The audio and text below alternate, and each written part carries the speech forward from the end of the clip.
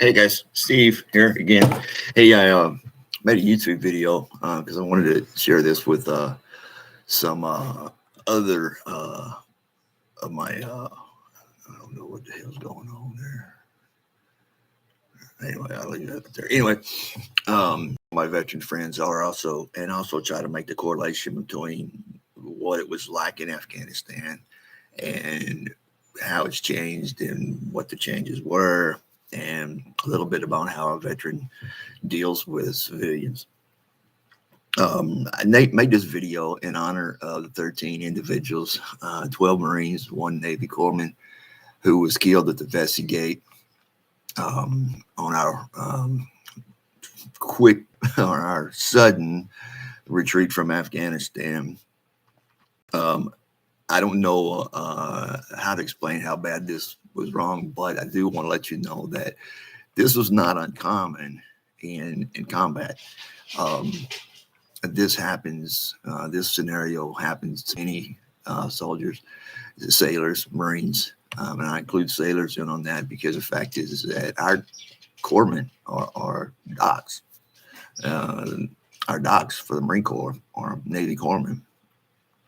And I can't say enough about Navy corpsmen. I mean, that's why I kind of like the Navy because, first of all, I like the Navy because they're where I needed to go fight. They always gave me a ride. Okay, that's supposed to be funny. The next is those guys. I've seen those guys go through all kind of hell just to save injured Marine or a wounded Marine, and to perform some of their duties under fire was amazing to watch. Um, and we'll go into a little bit more about that. But anyway, I had talked to the corpsman today, and they did lose one Navy corpsman. She was a female. And I don't really know her story or whatever. I'm just going to go through briefly where I was at and how it coordinates or correlates to the Vesey Gate. I was stationed in Kabul, Afghanistan in 2006 and 2007. My major role, I was at Camp Eggers, Kabul. My major role was basically talk operations and also convoy operations of actually pulling security on convoys and also in the town nearest and then our area that we had in Kabul. The first thing that we have to realize is that Kabul at that time had just recently been taken over by. We had just recently taken over. Taliban had retreated. They didn't want to. They didn't want to actually have any kind of urban warfare, so they left out. But they did leave something behind, and that was IEDs. VBIDs, we call them, vehicle-borne IEDs, human-borne IEDs, all kind. We had some. I mean, I just called them IEDs. God damn, my damn phone just keeps ringing. I'm about to call them back. So, anyway, with correlation to that is that we actually encompassed this whole area. We had Camp Phoenix was right up the road from us, and Camp Phoenix had their own territory, and they had their own mission. But we both coordinated back and forth. They were we call it our sister fob, where we could report back to each other what was going on our side of the city, what was going back on their side of the city, or whatever. So we did have coverage there in Kabul, but in 2006, when I first got there, that's when things started blowing up. I mean, we were responsible for the security around the embassies. There was more embassies than ours, but mainly it was our embassy. But it was all when you couldn't drive down the street. We had escort barriers on the left and right hand side or whatever. So it was geared toward IEDs. We had learned from Iraq that IEDs were actually proponent that they were actually being used by the Iraqi soldiers as they were being used against our soldiers and sailors and Marines. And we had kind of gotten a kind of group theory of how this was all going to play out and how we would avoid IEDs and everything. So we felt confident that we were going in there, but with full training. Little did we know, we didn't know a damn thing. So Investigate was actually guarded, was one of the gates that entered into Kia, which is Kabul International Airport. The Investigate was basically used for civilians or high-ranking individuals to get out of Kabul quickly. If you were military personnel, rarely did you get on a flight in Kia. You went to Bagram to fly out there, and Bagram was like an hour and a half drive. But the point I want to make is that we had many outposts, we had many observation posts in this area, even not just during this incident, but we had eyes on the crowds and those kind of things to see if there's anything getting ready to pop off, if a bunch of people gathering, same riot control bullshit. So anyway, but here at the Investigate, the reason why I had to speak out on this, because I did listen to the testimony of a soldier who was there, and or a Marine that was there during this time, and it's just pretty much standard for the course. Everyone who stands on a post or actually stands on an observation post is not a sniper. They have been and qualified with their both their weapons, but they're basically there for observation and actually there to actually keep information flowing on what's going on in their area and anything suspicious. Crowds gathering, of course, anything blows the fuck up or any of this stuff. So they were the first line of communication. They weren't really there to stop anything. They were there just basically to observe and report. And if something did pop off, then which people don't understand. And this is what happened to those individuals at the Investigate. Was that before you could actually go green on a target, even if he was shooting at you, you had to get the okay from your company commander, or we had to go back to the talk at Camp Eggers, and they would relay the message or whatever. Same thing with Medevac. Well, having said that, it put us at a disadvantage because the fact is that you in your sight you can see an individual who's got a weapon. He just got a weapon. He's walking down the road. You don't know. You can carry weapons all over Afghanistan, so you just can't just blow them up, just shoot them because they got a gun, unless they do something stupid.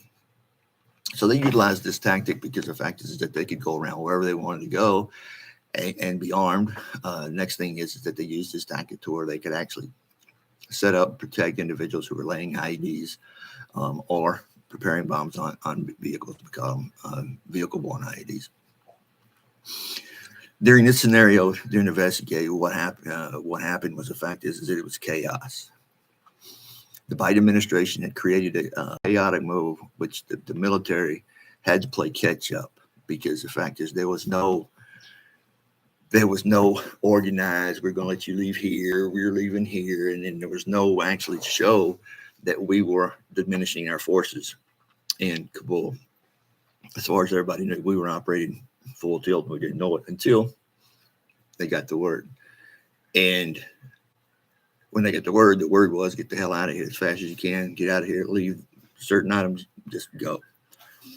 So we left a lot of material there. I mean, Humvees, weapons, stuff that Taliban shouldn't have had to read, but they had ordered for them to leave. And now these individuals were standing at the Investigate, and they were actually trying to let Afghans in who had paperwork to get them out of Afghanistan, send them back to the States. And they had prepared for that. They had legal documentation. But now you have to understand Afghanistan. You could you could go and get like a fake ID for, a couple bucks, forge your papers or whatever. So at that point, the Marines were just actually, if it looked official, then they let people in. But this was not fast enough because the fact is there were hordes of people at this gate. This gate was the only gate that was open at that time. It was set there for dignitaries to go in, but they didn't expect the mass civilian population that was actually going to be trying to get out. With that being said, the Marines were in a uncomfortable position because Marines normally don't occupy anything. We're always moving forward or always planning to move forward. But now Marines are setting in one spot, they're a target, and they know it. And there was supposed to be some kind of truce between the Taliban and the American soldiers. I don't know. I wasn't there to allow individuals to leave. So for a period of time, Taliban and U.S. forces were cooperating together to get the people out. But that kind of went haywire. The incident as it happened was that there was a bolo issued. Be on the lookout for, and they described this individual, and at first they suspected he had a suicide bomb on him. There was another report of another individual who had a suicide bomb, but they had a description. They had what he was wearing in the whole 9 yards. I do not know what happened to the second guy. They come back later and said there was a second explosion. I don't know because I wasn't there, but it would be prudent to believe that was possibly happening.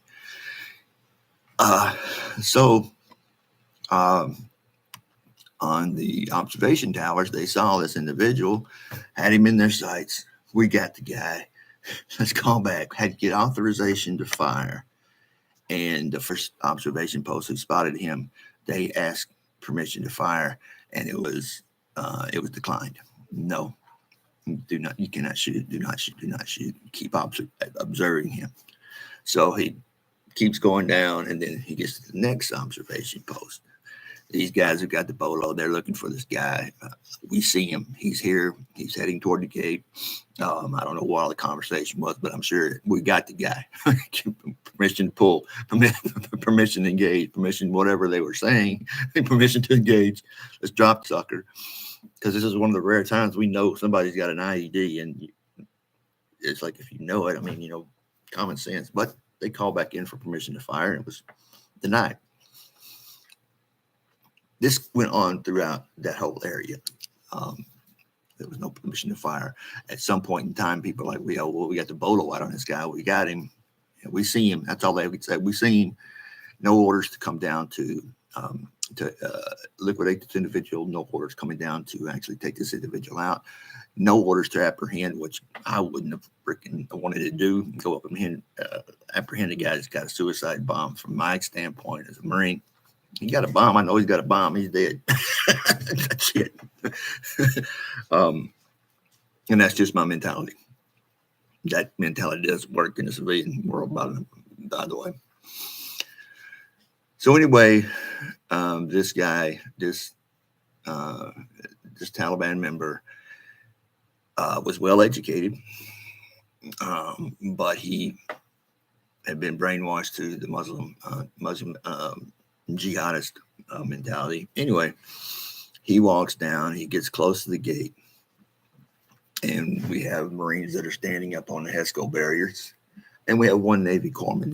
This Navy corpsman, she was a female, and she was helping get the children through the gate to their moms, and so in other words, she would take the children, and when their moms and dad come through, she would hand them off to their mother and father.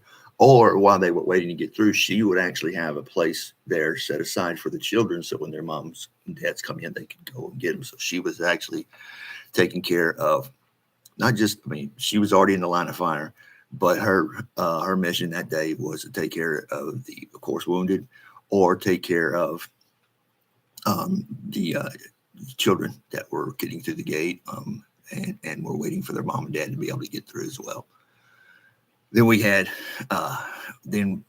12 other Marines that were on Hesco Bears doing the best they could. I mean, they were standing on top of these Hesco Bears. People were just jumping up there, jumping up, handing them papers, throwing them papers, or whatever. One Marine, if you watch the video, one Marine was standing on a Hesco Bear. He bent down to pick up somebody's paperwork, and they all pulled him into the crowd.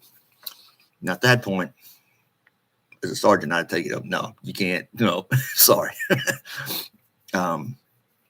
Warning shots? No, I don't do that either. So the crowd was getting hostile. So anyway, this individual gets all the way up to the Vesey Gate. They see him at the Vesey Gate. And then with all the Marines standing up and the one Navy corpsman that she was actually reaching to grab children, they blew. It blew. It killed all 13 of, killed 12 Marines and then one Navy corpsman who, in my mind, I don't care what branch of service, I mean, being there as a medic, doing through that, and then going through what they had to go through. Boom, it blew. They were gone. In an instant, they were gone. 170 civilians that were actually around this gate. This kind of gives you an idea how many people were around this gate. Civilians, they died in this explosion. At this point in time, it was reported that there was another explosion. We can't confirm or deny that, but there is actually evidence that there was.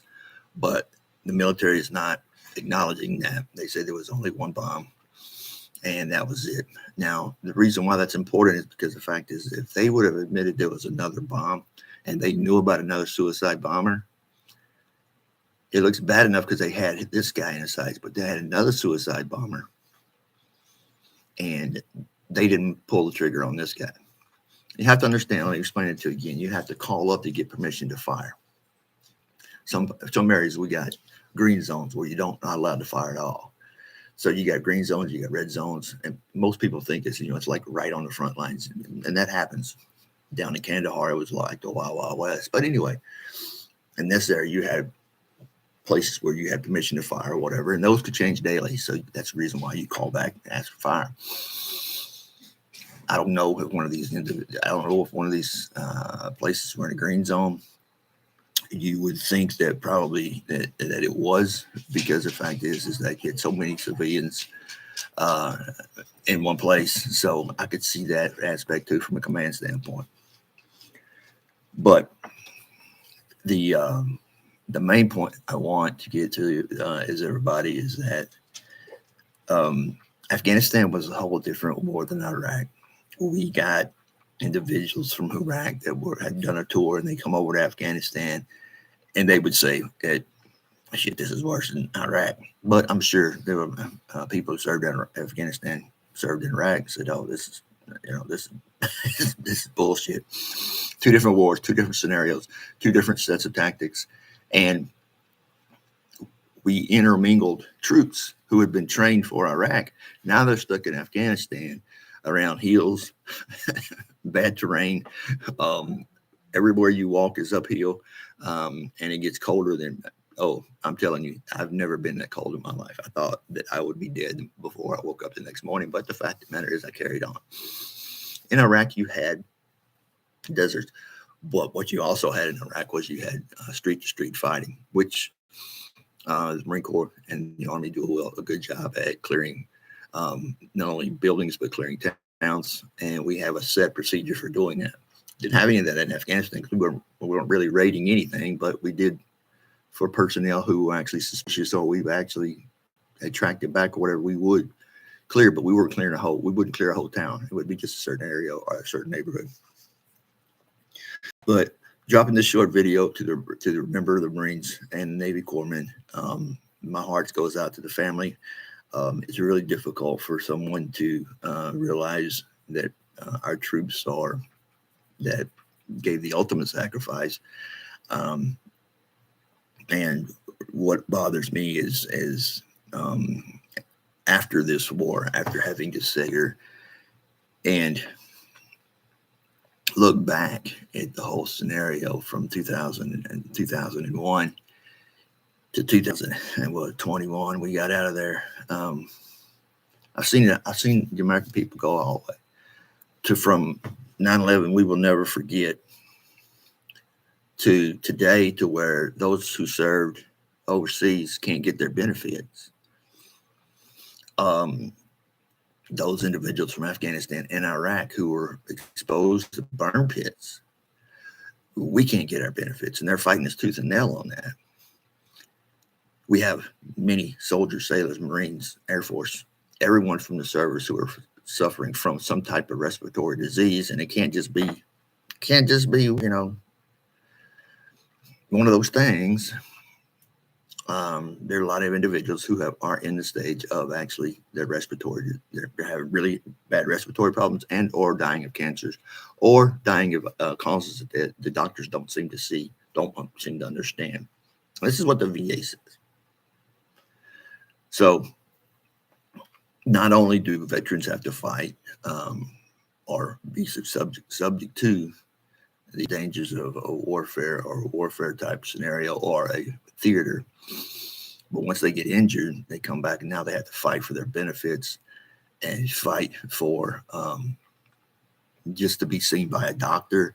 And that's why I am a big proponent of veterans and the push that we have on getting care to our veterans, those who need it. Last year, I don't know if you know this, but veterans, if you couldn't actually function on your own, let's say, for example, you couldn't go to the bathroom, couldn't walk, couldn't fix your own meal, couldn't do these things or whatever. There's a whole list. They're not very many, but there's a list. If you suffer PTSD, things of this would qualify for a caregiver. Now that caregiver would be paid. Well, you would be paid, but you could pay them, and that caregiver will be able to come over and take care of your needs, and pretty much they pretty much couldn't work because of this, because the fact is they had to be there somewhere at some time. They always had to be on call because the fact is the veteran may do something stupid, or the fact is that they need to actually verify what medications the individual's taking out. So they had a lot of accountability, plus actually helping the individual get through the day. Now, for my benefits, my sciatica is pretty much, I don't know how you describe it anyway. My sciatica, and a lot of old people like me, your sciatica goes back, but mine was made worse because the fact is I was humping those hills with like 70 pounds up and down. After a while, your back's going to get hurt, or you're going to sprain your back or something. But anyway, I came back and my back was hurting really bad about 6 months into the tour, and no medication. All they gave you was 2 ibuprofen, think of water, and said go on. So I got a bottle of them ibuprofen and I would take them out on patrol with me. And no hard drugs, no nothing, just ibuprofen, because just for the pain, just to be able to function. Come to find out now, my knees, because of the fact is I'm losing the cartilage in my knees. This is directly due to the my service in the Army when I had to march everywhere I went. In Iraq, it's a little bit different because the fact is that they pretty much had transportation to where they were going. So that might be the reason why they don't suffer, or they're not really pronounced of having this kind of thing. But in Afghanistan, it's really prevalent because the fact is that you humped everywhere. And everything was, like I said, everything seemed to be uphill. And your terrain that you walked in with rocks, it was not like going through the woods here. It was rocks could slip out and things of this nature. People fell. So it was during that time that where my knees were hurting, my back was hurting, and I was popping ibuprofen, and I was out patrolling, and we just patrolled around our fob. Our commanders did not want us to go out and get in contact. We were security forces. We weren't supposed to initiate none of that or whatever. So, but we did keep security around our fob. And I was on a pile of cement, and one of them cement rocks went out, and I went tumbling or whatever. So, broke my collarbone. And now my sciatica, now my freaking knees, and then my collarbone that I broke. I didn't say anything to anybody. I was one of those gung ho guys. I didn't say anything because how do you justify getting a broken collarbone and then your buddies are out still?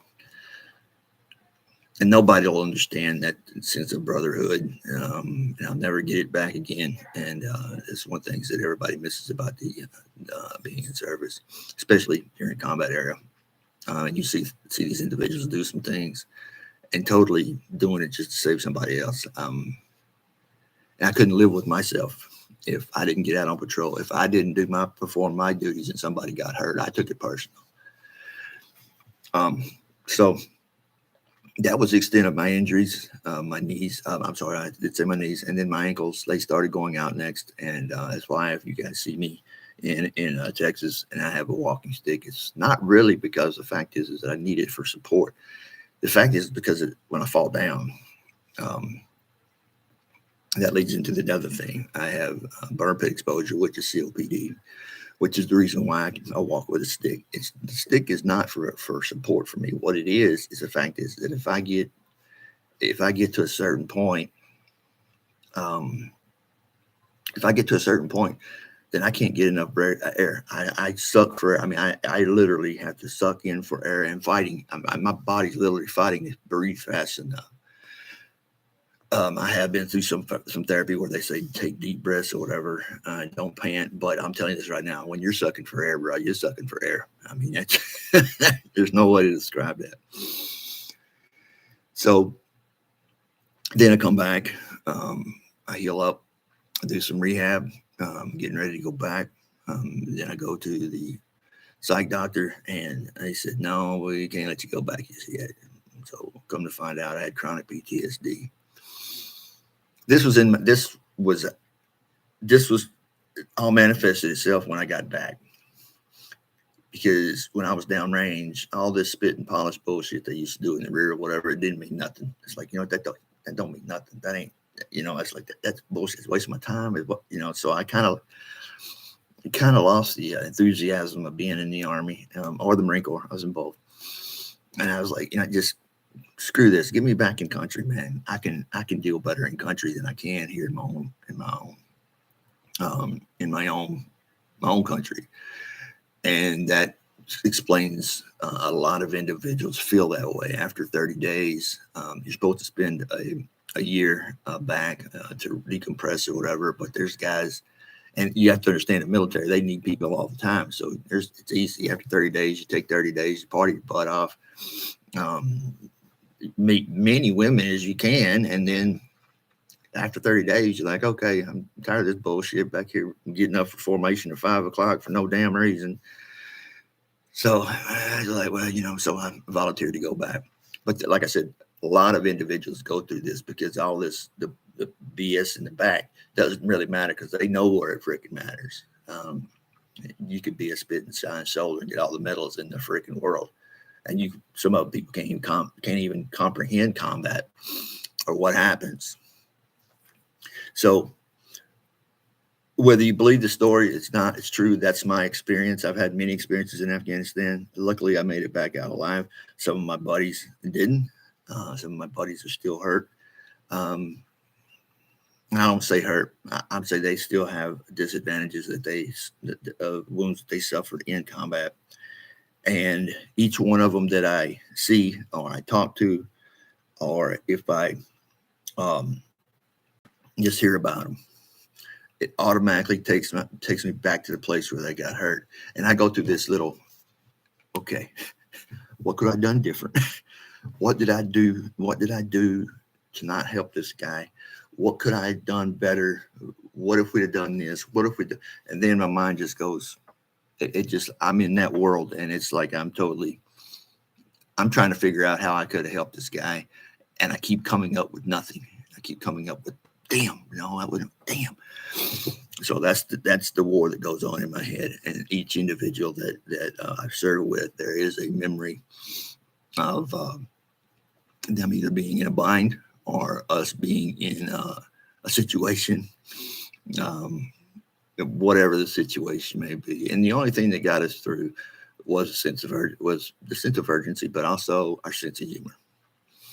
People talk about how soldiers, sailors, Marines, the way we talk. That's our second language. Okay, to you it's vulgar, to you it's this, but no, that's our second language. That's our second language. It's a way of us identifying to another individual. Yeah. And you can tell. I mean, when you go back to a post or you go back to a base, you can tell the individual's been in combat. You may not be as a civilian, but we can tell, or we can tell when somebody's been in a very stressful situation and that they have had to come through it on the other side. And some people didn't. Some people didn't come like they did before. But that goes through my mind. And this is about where I'm at right now, because I really think all this other bullshit back here living as a civilian. I'm like, what the hell? That's why I'm a big proponent of veterans' rights. That's why I'm a big proponent of the Constitution, following the laws, and actually holding them accountable for holding them accountable for the laws and things that they're actually putting into place. Now, the reason why it's so important to me is because that's just an example at the investigate of how the chain of command let these Marines and corpsmen die. And it was standard operating procedure. No one challenged it. No one said anything. And it just kept happening over and over on a broader scale. The end result is 13 people got killed, and they didn't have to. Now I see the injustices that we have here going on in my county and in my state, in my country, or whatever. And I'm like, you know what? I'm not going to be that guy that's going to sit back and just take it. I'm not going to be that guy that don't point stuff out. I'm not going to be that guy that don't ask why. I'm not going to be that guy, that just let everything slide. So that kind of gives you my priorities or where my head is right now, or whatever. And basically, it's the way that I deal with my PTSD is I like to make videos because I get to put out content that what I'm thinking about, what I'm currently going through in my brain housing group, and trying to relate to somebody else as a talking period. I don't do good in groups. So my doctor said, hey, why don't you just start making some videos and catalog your videos and you can go back and look at them. So this is what the process actually ends up at. I know nobody will watch the video, and that's okay. But for me, it's doing me a world of good just by talking to some people and letting them understand a little bit better what we went through.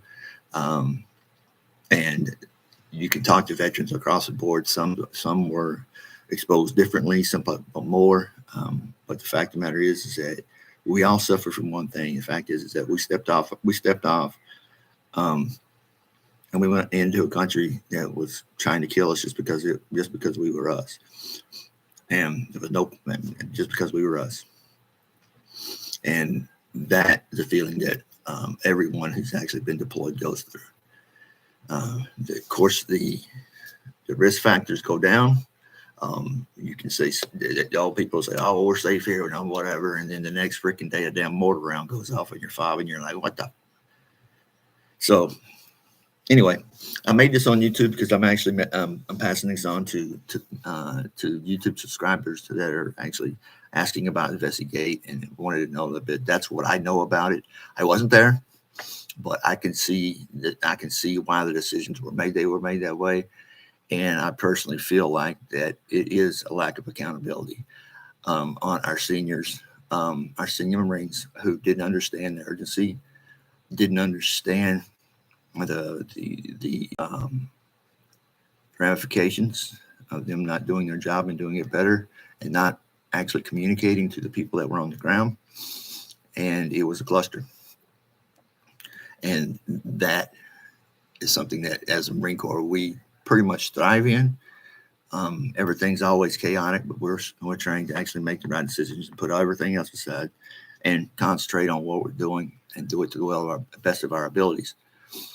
And my heart goes out to every individual vet that has lost a limb, or has any kind of physical or mental struggle with the being in combat, or being around combat, or having to prepare for combat, having to do all those things.